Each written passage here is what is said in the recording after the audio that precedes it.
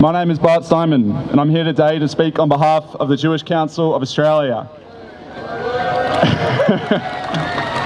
We are a coalition of Jewish Australians committed to dignity, equality and freedom for all, and that includes the liberation of the Palestinian people.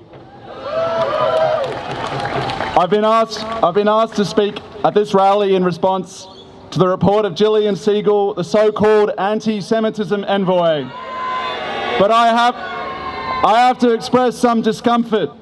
This week, the UN has declared that Israel's starvation of Gaza is now worse than ever, but instead of discussing a plan to halt a genocide, our leaders are discussing a plan to halt criticism of a genocide.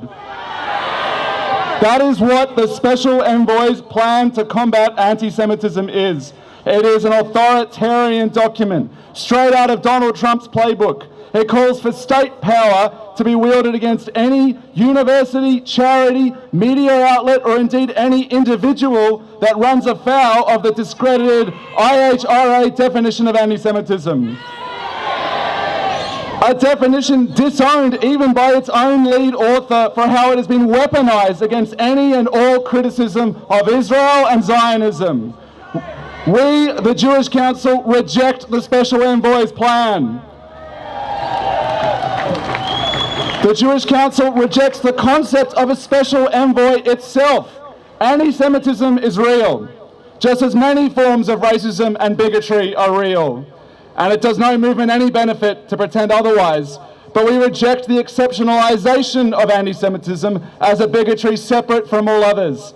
We reject it because only by challenging all forms of bigotry in solidarity with each other will we ever address the form that targets Jews. We reject it because we know, far from mitigating anti-Semitism, Orwellian proposals like the Envoy's plan will likely inflame anti-Semitism and encourage the false idea that Jews have some special, sinister privileges and protections. We reject it because if any people can be exceptionalized for protection, they can be exceptionalized for oppression. Equality, dignity and safety for all is the only thing that will protect us or any minority, because it is the only thing in the long run that ever has. But I want to cease humouring this plan, because it was never about fighting anti-Semitism. The Envoy is not an expert in fighting extremism. She is an expert in fighting for extremism. She is unapologetically a career lobbyist for Israel. We are expected to be lectured on hatred by someone who called Gazans barbarians, who called for protests like this one to be banned, who opposed even temporary ceasefires in Gaza, and who backs Trump's plan to expel all of its population. She even has nice things to say about Elon Musk. Are we really supposed to take seriously a plan to make our universities safe from hate from someone who is comfortable with the destruction of every single university in Gaza? A plan to protect our places of worship from someone comfortable with the bombing of Gaza's churches and mosques? A plan to promote Holocaust education from someone who supports a government that is, as we speak, planning a concentration camp in Rafah. This was never about fighting anti-Semitism. It was never about protecting my community. It was about using my community as a human shield for Israel, of conscripting our identity, our fear, our trauma, our fear as a weapon to be wielded on anyone who resists, including Jews. Zionism has built a hell in Palestine, a hell that is swallowing up Israel and wants to drag every Jew around the world down with it.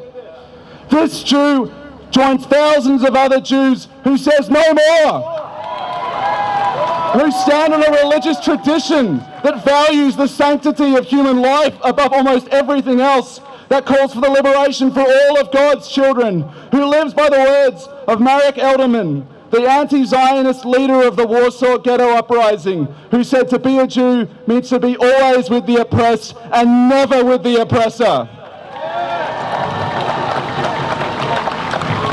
But why this plan now? It's because the Zionist lobby is losing and they know it. Be it at the ballot box or in the courtroom or in the newsroom, it is failing, it is panicking, it is desperate.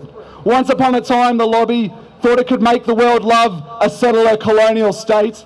No longer. And if they can't protect Israel's reputation, they have to try and destroy all of ours.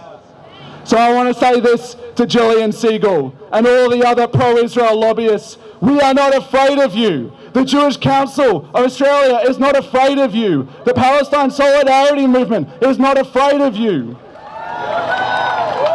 Nor are the Council for Civil Liberties, MIA, Amnesty International, Labour, Friends of Palestine, the Greens, and many others who have rejected the extremism in this plan. This was never about fighting anti-Semitism, because Zionism cannot live without anti-Semitism. It is an ideology that lives through fear. The fear of those it oppresses in Palestine and those it vilifies here.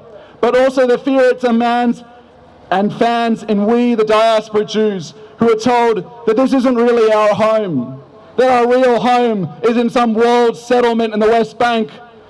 They want us to feel afraid of our Muslim and Arab brothers and cousins and sisters, and they are afraid of us. Because the thing they fear most is what I see before me. Jews, Palestinians, and people of conscience marching together in the name of equality and liberation for all, from the river to the sea. Palestine will be free!